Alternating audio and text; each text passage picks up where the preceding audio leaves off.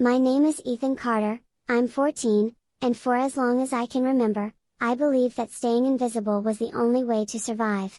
If no one noticed me, no one could laugh, no one could hurt me. But the moment you think you've found safety in the shadows, someone always finds a way to rip that safety apart. For me, it started with a single stolen drawing, one sketch that exposed more than I ever wanted the world to see. That was the day I learned invisibility isn't protection, it's just another way of being trapped. The classroom always smelled faintly of chalk dust and old wood polish, like time itself had stopped in here. While the other kids chattered and shoved pencils into each other's backpacks, I pressed myself against the window seat in the far corner, my corner. From here, the world was quieter. The hum of voices blurred into background noise, and I could pretend that no one was looking at me. I had learned early that if you wanted to survive middle school, invisibility was safer than attention. Attention meant whispers. Attention meant laughter. Invisibility meant peace. But peace never lasted long. Ethan, eyes on the board, not the clouds, snapped Mrs. Gardner. Her voice cracked across the room, sharp as chalk against slate. My ears burned. I wasn't daydreaming, not really. I was just looking. The sky outside was silver, heavy with clouds that moved like they were holding secrets. I wanted to stay in that sky, but her words dragged me down to earth, down into the sticky silence of 30 pairs of eyes turning toward me. I ducked my head, pretending to copy notes. The scratch of my pencil was shaky, my hand clumsy. My heart thudded, not because she'd scolded me, that happened often enough, but because everyone was watching. When you're quiet, silence is a shield. But the moment the shield cracks, you're exposed. A ripple of snickers stirred behind me. I didn't turn to see who it was. I didn't need to. Laughter always found me eventually. Still, there was one sound I didn't expect, a chair scraping, footsteps approaching. "Hey," whispered a voice. A girl's voice. I risked a glance. It was Anna, the kind of classmate who spoke to everyone, but never to me. She leaned just enough to pass me a folded note, quick and invisible to Mrs. Gardner's eyes. I hesitated before sliding it under my notebook. My hands felt clumsy, like I was stealing something forbidden. I unfolded the note carefully, as though the paper itself might shatter. "Why do you always sit alone?" That was it. Just one line. No doodles, no hearts, no insults disguised as jokes. Just a question. I stared at the words, tracing each letter with my eyes, as if reading them enough times might reveal the hidden meaning. Was it curiosity? Kindness? Or was it the beginning of a trap? When you spend enough time invisible, the smallest flicker of attention feels like sunlight, warm, blinding, dangerous. Part of me wanted to answer, to tell her that being alone was safer, that the corner was the only place that felt like mine. But another part of me wanted to tear the note into pieces and let the scraps scatter across the floor, proof that I was still untouchable. Instead, I folded it back up and slid it into my pocket. My decision could wait, the rest of the lesson blurred. The teacher's words droned like static. My pencil tapped an uneven rhythm against the page. Every few minutes, I felt Anna's eyes flick toward me. Or maybe I imagined it. Maybe I wanted to believe it. When the bell finally rang, the classroom erupted into noise, chairs scraping, laughter exploding like fireworks. I stayed in my corner, gathering my books slowly, waiting for the rush to pass. But before she left, Anna brushed past my desk. "Just for a second," she whispered, "you don't always have to hide." Her words lingered long after she was gone, louder than Mrs. Gardner's scolding, sharper than the laughter of the others. I stared at the empty doorway, the folded note burning like a secret in my pocket, and in that moment, I realized something I didn't want to admit: even the quietest corners don't stay safe forever. The cafeteria always buzzed like a broken speaker, trays clattering, voices overlapping, the faint squeak of sneakers on linoleum. I sat at our usual table by the soda machine with Marcus, the only person who didn't care if I spent half of lunch sketching instead of talking. He leaned back with a fry dangling between his teeth, smirking.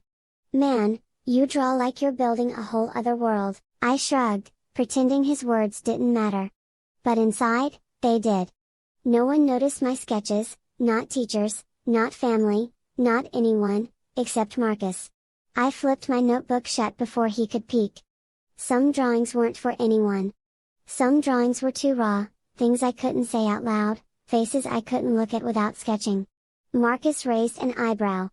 "Come on, Ethan. Don't be weird. Let me see." His voice was teasing, but there was an edge, like he wasn't asking any more. I hesitated. Then, against my better judgment, I slid the sketchbook across the table.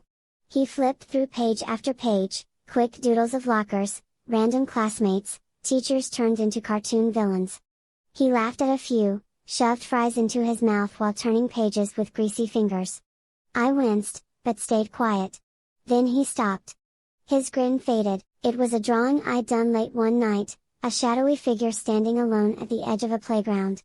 The figure looked like me, but smaller, broken, like a version of myself I tried to bury. I'd never meant for anyone to see it. Marcus's smirk returned, but different this time. Sharper. "Dang, man. This is dark? People would lose their minds if they saw this." Heat rushed to my face. "Don't show anyone," I said, sharper than I meant. He didn't answer. He just flipped the page casually, like my panic was background noise. The bell rang, a shrill alarm scattering us back to class. Marcus shoved the sketchbook toward me, already stuffing his trash onto the tray. "Relax, bro. It's just art." His tone was light, but his eyes lingered too long on that one page. I slid the sketchbook into my backpack, my chest tight. The cafeteria smell clung to me, ketchup, pizza grease, faint bleach, all of it suddenly sour. The rest of the day dragged. Teachers talked, chalk squeaked, kids laughed in hallways. But my mind stayed stuck on that look Marcus gave me, like he was holding something I couldn't take back. When I got home, I opened my bag to check, page after page, still there.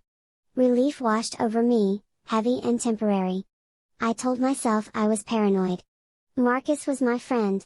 Friends don't steal. Still, I couldn't shake the itch in my stomach, like hunger that wouldn't fade. That night, while my sister argued with Grandma about TV volume in the living room, I sat cross-legged on my bed and flipped through the sketchbook again. That drawing was gone, the page where it belonged was ripped clean, jagged edges where my pencil marks had once lived. My chest hollowed out. My hand shook as I touched the torn seam, as if touching it might make the missing piece reappear. Marcus's grin flashed in my mind, that knowing smirk, that too long pause. I wanted to believe it wasn't him. I wanted to believe I'd misplaced it, torn it out myself, anything but the truth. But the truth pressed in like a locked door, my only friend had taken the one drawing I never meant to share. By the end of that week, the whole class would be staring at something I never meant them to see. The classroom smelled like pencil shavings and stale coffee. Sunlight poured in through half-closed blinds, striping the floor in pale gold lines. My stomach was already tight before the bell rang, like I knew something was waiting for me. Mr. Hanlon's voice cut through the shuffle of notebooks. "Settle down." He dropped a stack of papers on his desk, the thud echoing too loud in my head. I slid into my seat, sketchbook tucked safely in my backpack this time. My heart was still chasing the memory of the missing page, the one Marcus had taken. I kept telling myself he wouldn't do anything with it. He couldn't. He was my friend. But then Hanlon cleared his throat, and the room fell into a hush that didn't feel natural. He picked something up from his desk. At first I thought it was a piece of homework. Then I saw the jagged edges. My drawing. My chest dropped straight through the floor. Hanlon held it up between two fingers like it was trash. "This," he announced, "is what some of you waste your time on instead of paying attention." His voice dripped with that fake calm teachers used when they wanted to humiliate you without breaking a sweat.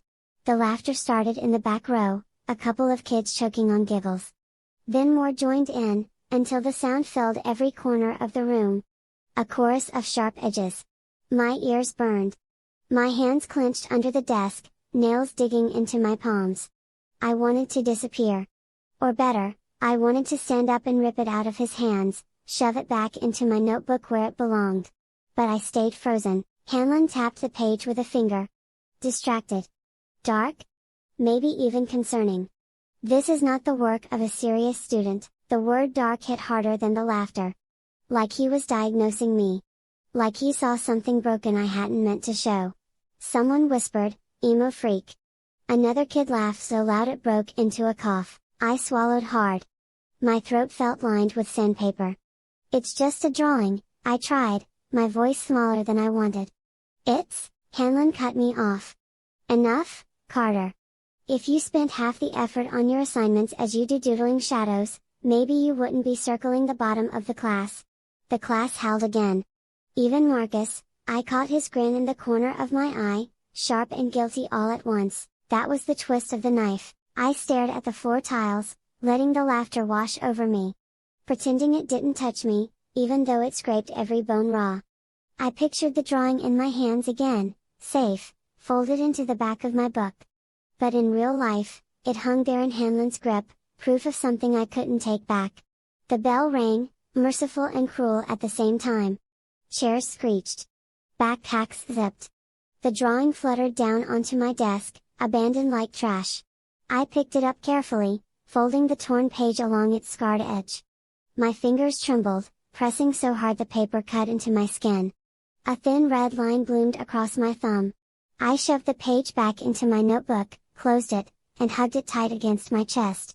The laughter still echoed, louder than the bell, louder than the world.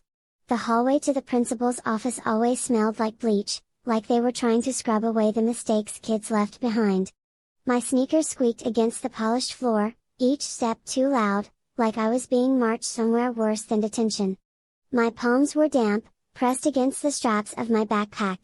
Mrs. Clary, the assistant, barely looked at me as she pushed open the door. "Sit?" Her voice had the sharpness of someone who'd said the same word 1,000 times to kids who stopped listening. I slid into the chair across from Principal Morgan's desk. The blinds were pulled halfway, slicing light into the room like gray bars. His desk was bare except for one piece of paper, my drawing. Crumpled at the edges, flattened again, like even the paper had been punished. He didn't waste time.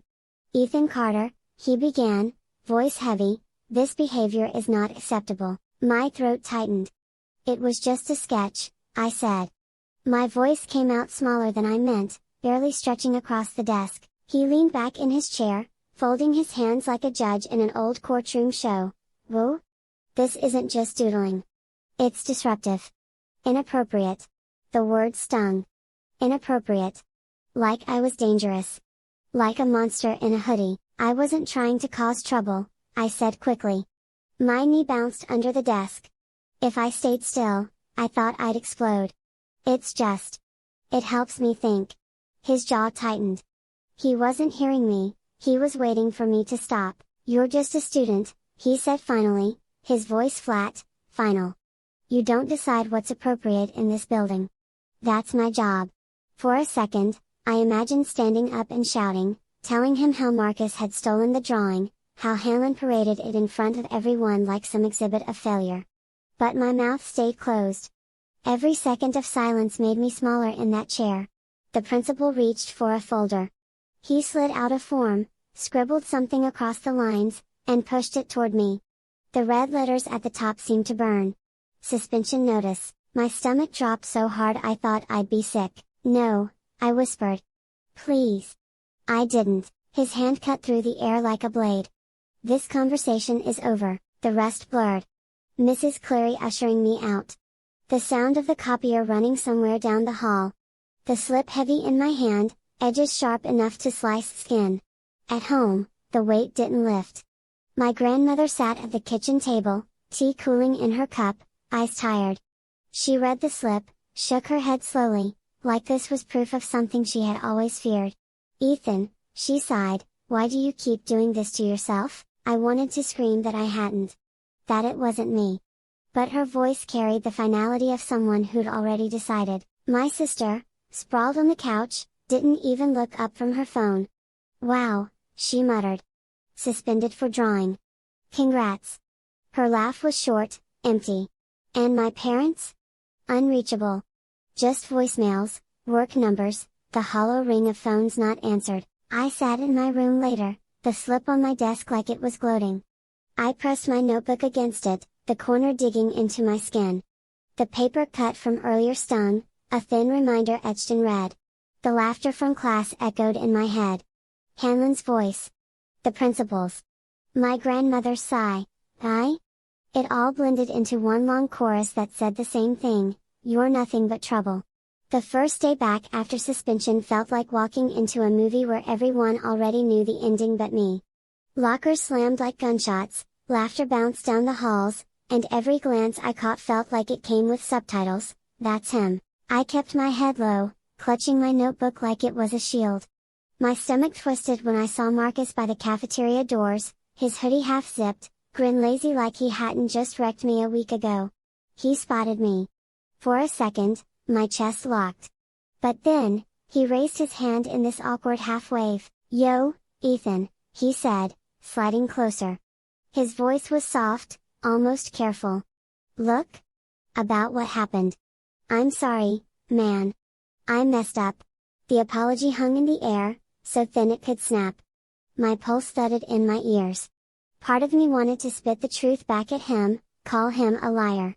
Another part, maybe the louder one, ached to believe him. Suspension had been like solitary confinement.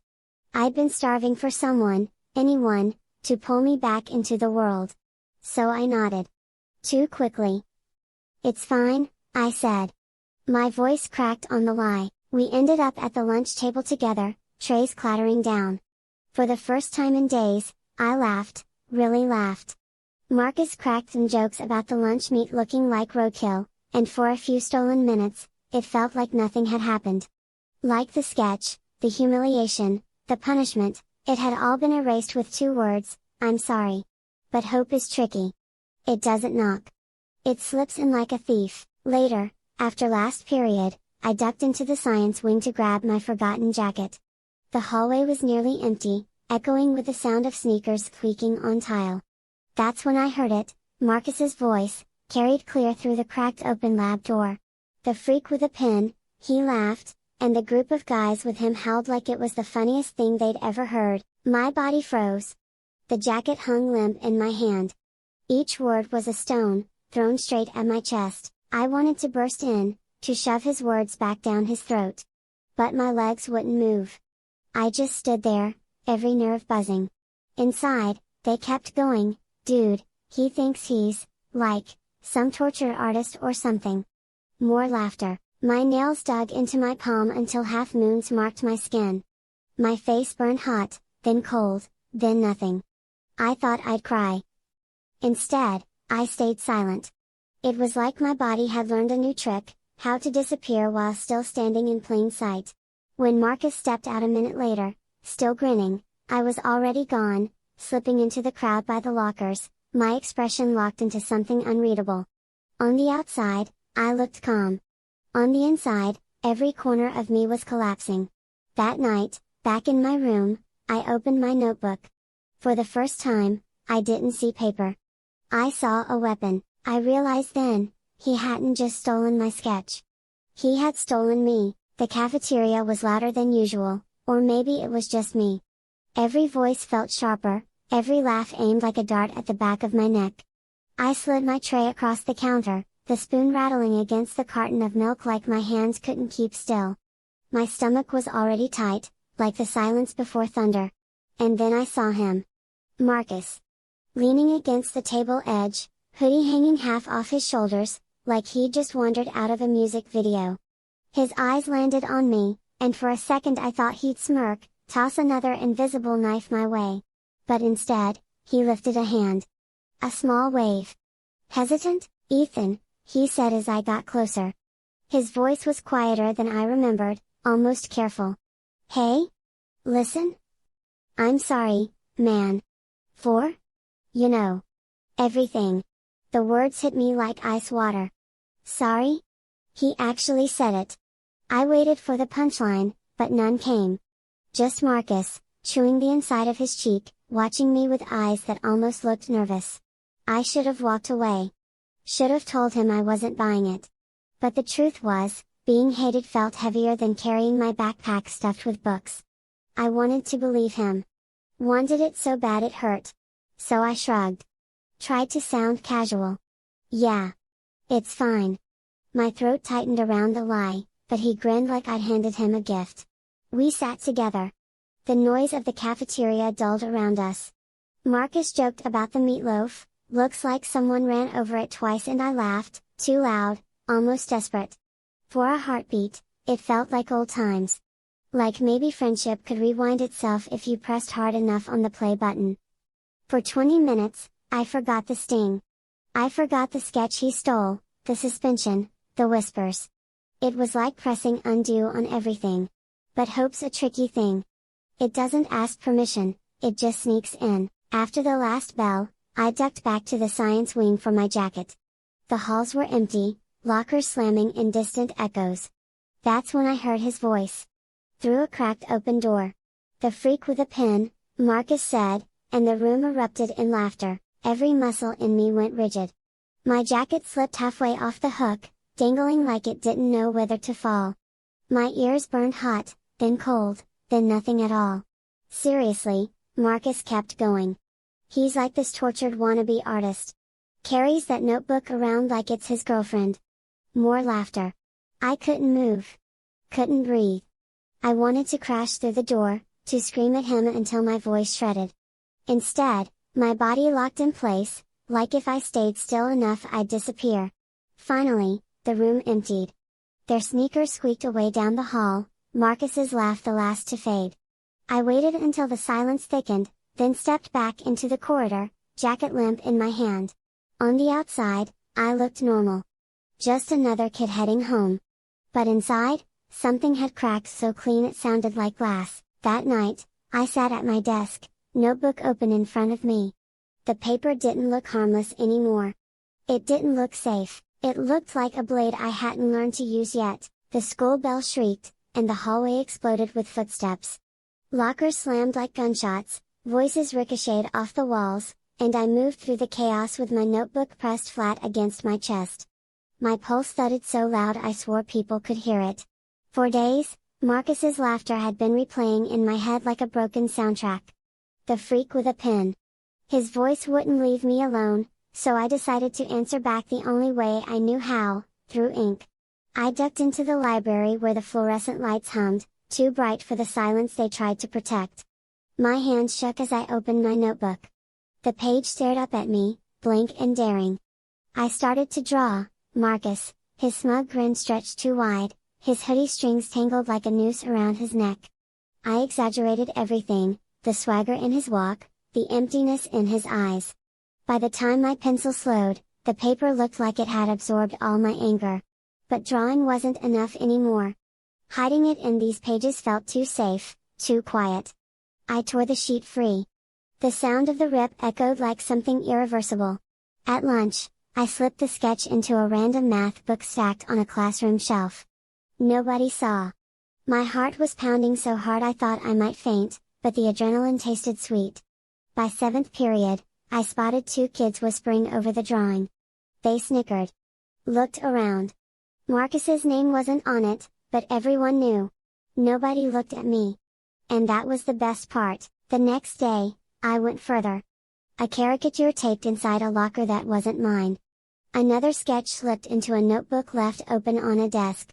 My hand would tremble before each drop, but once it was planted, the fear burned away into something sharper, like holding fire and realizing it didn't burn if you owned it.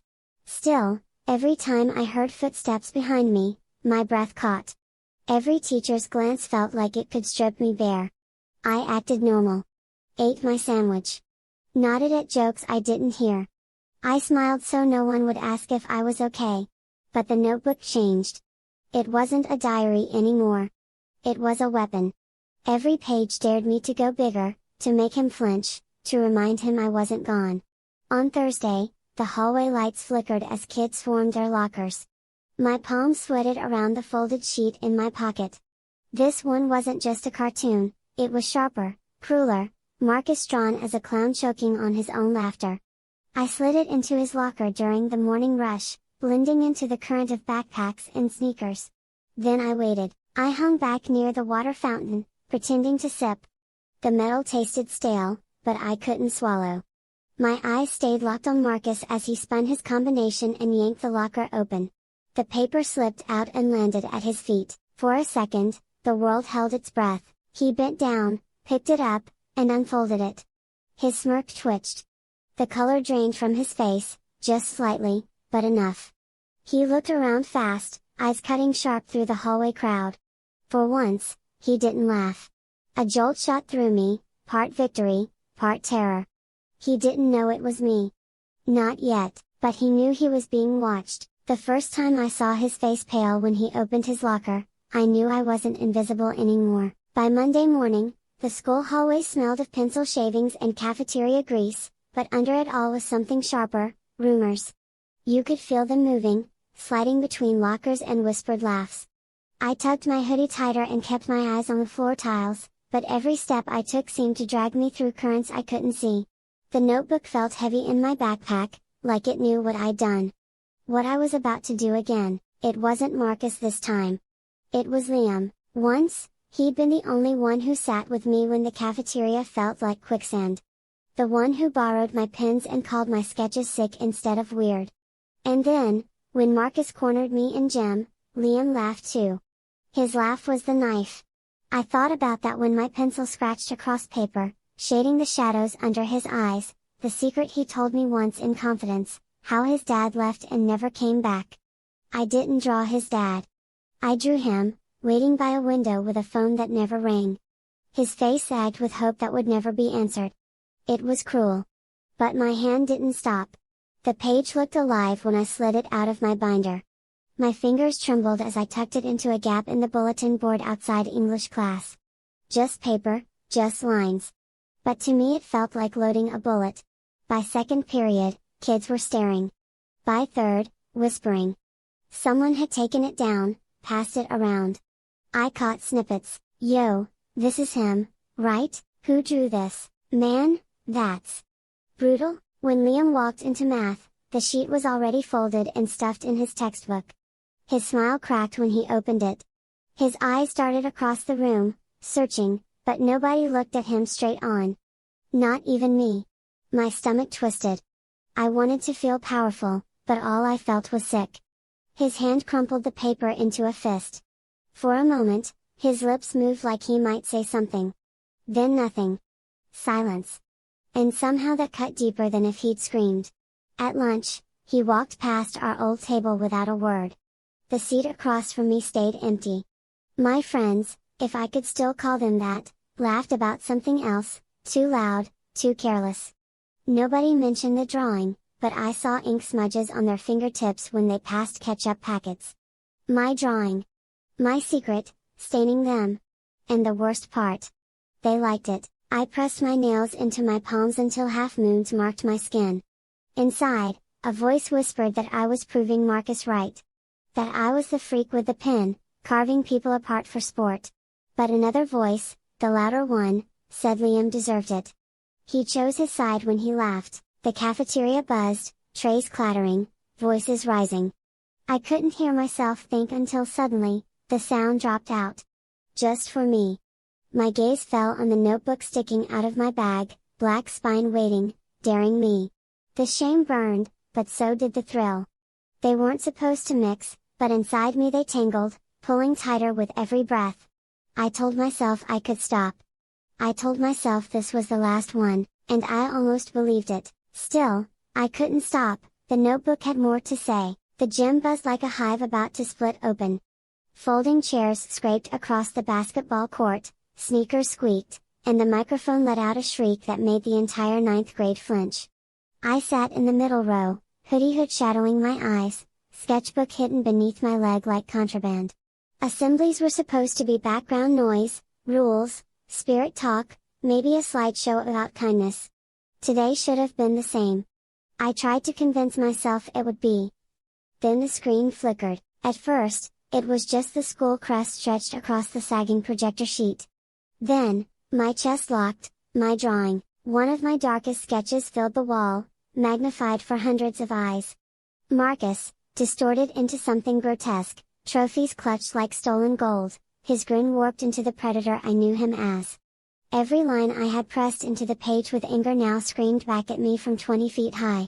Laughter cracked through the gym like a whip. Yo, that's Marcus. Man, he looks like a troll. Somebody cooked him. Marcus sat 3 rows ahead, His neck rigid, ears reddening.